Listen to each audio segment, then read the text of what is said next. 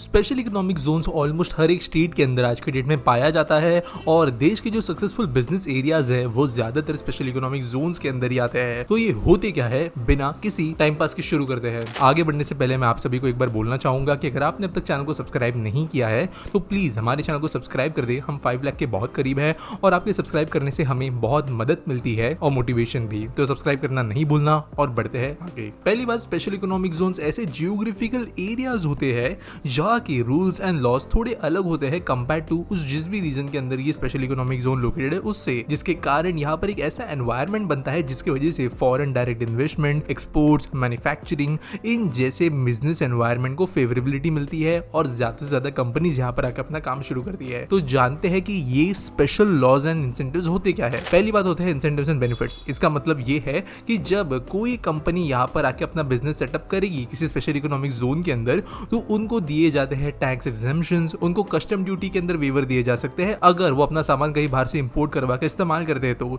कई बार ये incentives factory डालने के बाद में तुरंत कैश इंसेंटिव्स भी हो सकते हैं और ये डिपेंड करता है कि जिस भी लोकेलिटी के अंदर ये स्पेशल इकोनॉमिक जोन बन रहा है वहां के स्पेशल रूल्स के अंदर किन चीजों को दिया गया है। ऐसे इंसेंटिव्स की वजह से होता यह है कि बिजनेसेस को एक काइंड ऑफ चॉकलेट दिखाई जाती है जिसको देखते हुए वो वहां पे आके अपनी इनिशियल इन्वेस्टमेंट करे। दूसरी चीज आती है कस्टम्स एंड ट्रेड फैसिलिटेशन।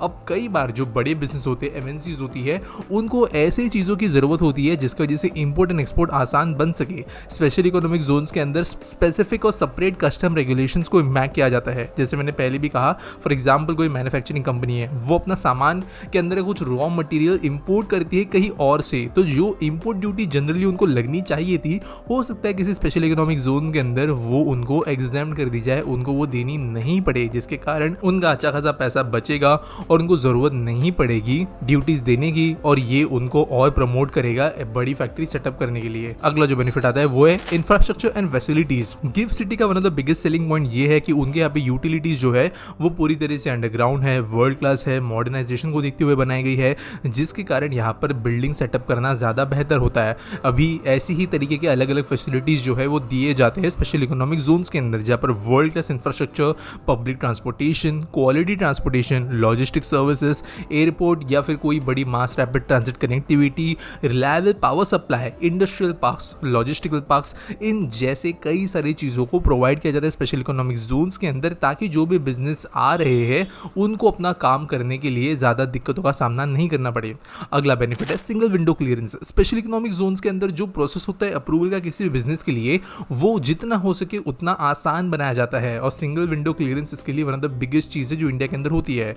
होता ये है सिंगल विंडो क्लियरेंस के अंदर कि आप जो है एक ही एंटिटी के पास में, एक ही जो आप कह सकते हो अथॉरिटी के पास में जाकर अपने सारे के सारे चीज़ों को इजीली रिजॉल्व कर सकते हो, क्लियरेंसेस पा सकते हो। इसके कारण होता यह है कि हमारे बाबू अफसर के अंदर जो चलने वाला ब्यूरोक्रेटिक प्रोसेस है वो यहाँ से हट जाता है, चीज़ों को जल्दी जल्दी होने में मदद मिलती है और अप्रूवल्स इंप्लीमेंटेशन भी ज्यादा फास्ट तरीके से होते हैं, जिसके कारण बिजनेस को फिर से आसानी मिलती है। अगला है employment and economic growth prospects. अब यहाँ पर जो मैं बात कर रहा हूँ वो बेसिकली एक बेनिफिट नहीं है लेकिन एक आउटपुट है स्पेशल इकोनॉमिक जोन का। लेकिन जब भी स्पेशल इकोनॉमिक जोन्स बनते हैं तब इन्वेस्टमेंट्स आने की वजह से, इंडस्ट्रियल डेवलपमेंट आने की वजह से ओवरऑल रीजन का इकोनॉमिक ग्रोथ बहुत अच्छा हो जाता है। एंटरप्रेन्योरशिप को यहाँ पर बढ़ावा मिलता है, प्रोडक्टिविटी बढ़ती है और एक्सपोर्ट्स भी प्रमोट होते हैं। अगला जो एक ट्रीट है स्पेशल इकोनॉमिक जोन्स का वो ये है कि ये सेक्टर स्पेसिफिक भी हो सकते हैं। फॉर एग्जांपल जो गिफ्ट सिटी है उसका नाम है Gujarat international finance tech city, जो ऑब्वियसली अपने नाम के जैसे फाइनेंस और टेक को होस्ट कर रही है, इसलिए ज्यादातर जो कंपनीज यहाँ पर इन्वेस्ट कर रही है वो स्टॉक एक्सचेंजेस रिलेटेड कंपनीज है, बैंकिंग रिलेटेड सेक्टर्स है, बोर्सेस है जो कि बड़े बड़े फाइनेंशियल इंस्ट्रूमेंट्स में डील करती है।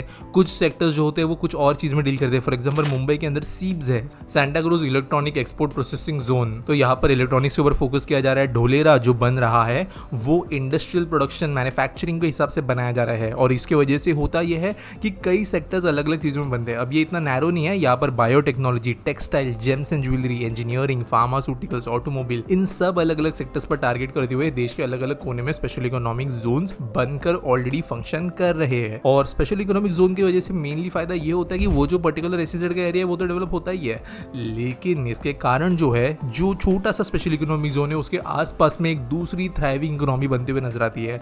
एक फैक्ट्री अगर कार की लगती है तो उस कार के नट बोल्ट से लेके सीट से लेके कोई छोटा मोटा पार्ट जो है वो बाहरी थर्ड पार्टी वेंडर से मंगवाया जाता है।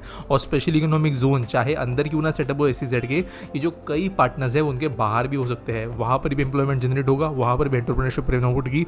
और जो सारी चीज़ें मैंने आगे कही वो कहीं ना कहीं पर थोड़ी बाहर भी लीक होती है SEZ की, जो ओवरऑल स्टेट को बहुत ज़्यादा मदद करते हैं और अंडर डेवलप्ड एरियाज़ के अंदर अपॉर्चुनिटीज़ क्रिएट करते हैं। किसी भी देश के अंदर स्पेशल इकोनॉमिक जोन एक बड़ा इंपॉर्टेंट रोल निभाती है उसके डेवलपमेंट के लिए। और आज देश में ऑलमोस्ट हर एक स्टेट ऐसा है जहाँ पर कोई ना कोई चीज़, चाहे वो ऑर्गेनिक फार्मिंग ही क्यों ना हो, उसके लिए भी स्पेशल इकोनॉमिक जोन्स को डेवलप किया गया है। आपको क्या लगता है इसके बारे में मुझे कमेंट्स में ज़रूर बताना।